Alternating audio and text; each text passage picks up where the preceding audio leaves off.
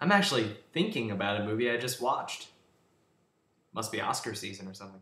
Hello and welcome to my review of Paul Thomas Anderson's The Master, starring Joaquin Phoenix, Philip Seymour Hoffman, and Amy Adams. The Master takes place in 1950 and centers on Freddie, a deranged drunkard war veteran who's essentially a drifter. He allows life to throw him all around the world. At some point he finds himself on this boat that's run by Lannister Dodd, a man with this wild belief system that essentially centers on reincarnation and looking into your past life in order to heal past wounds and all that type of stuff.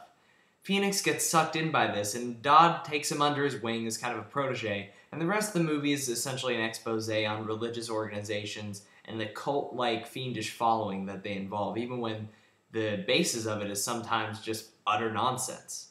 This is a movie with an insane amount of hype around it because of the director, Paul Thomas Anderson, and the numerous awards it's won at film festivals and all the great reviews. And I gotta say, after seeing it, I don't think it was quite worth the amount of hype that went into it, but I gotta say, it's a very solidly orchestrated and well-made film. One of the best qualities about this movie, in my opinion, is the acting, especially by Joaquin Phoenix as Freddie, who absolutely throws himself into this role. This is a guy, unlike some insane guys in movies who really are on top of things and it's their beliefs that make them insane, this guy just has absolutely no idea what's going on in the world around him and is just kind of drifting through, letting life revolve around him and surviving off of pure id. And it's wonderful to watch Phoenix play off of that, and just this weird off-kilter feeling he gives to this character is so eerie with his facial expressions and his use of mannerisms. It's just wonderful to watch this guy act. I've missed him so much during his weird kind of off-kilter I'm still here phase, and I'm glad to see him back, and he comes back with a vengeance in this film.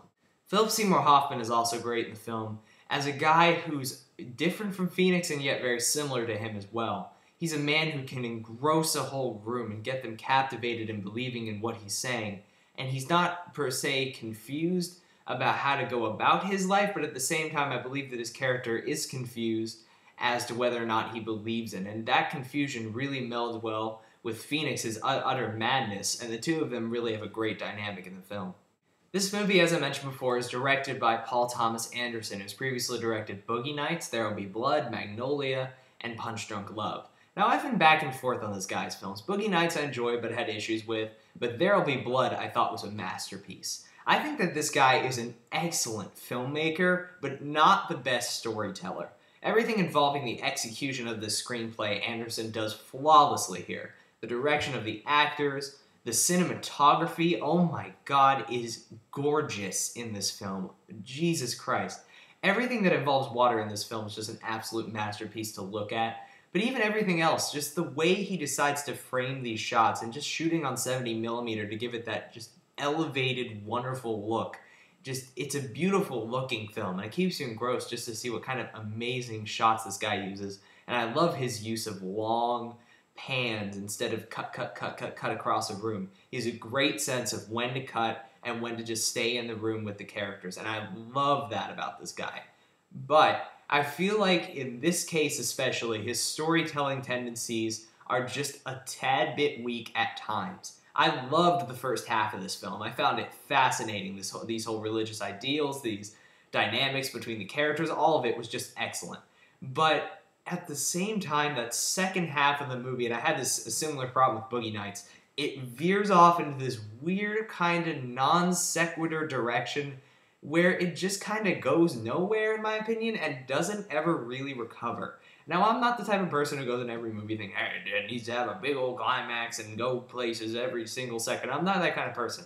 But at the same time, I just felt like it was a very low-stakes film for a lot of it, and it just kind of meandered and wandered. And I felt like I was this drifter watching this movie, just never staying in one spot, and just kind of meandering on through. And I feel like if this movie had had a more focused screenplay, it could have been, no pun intended, a masterpiece. Another problem I have with this movie is that I felt like he could have used his supporting cast a little better. Amy Adams as Dodd's wife is just kind of there. She gives a decent performance with what she has, but at the same time just doesn't quite go to the level that Phoenix and Hoffman does, just because she doesn't have the amount of material that they do. And Jesse Plemons also, who you may remember from Breaking Bad this last season as Todd, has absolutely nothing to do, and it makes me wonder why he's even in the film. Overall, while The Master is certainly a mixed bag, it's an enjoyable and thought-provoking film that's incredibly well directed. I just think it's better in execution than it is in storytelling. However, that's not to say the storytelling is bad at all. There are some incredibly compelling themes here and an incredible first half that's supplemented all the way through by some incredible Oscar-worthy performances. This is definitely a film that's worth checking out. Just maybe lower your expectations just a notch before going in. I give The Master 3 stars out of 4.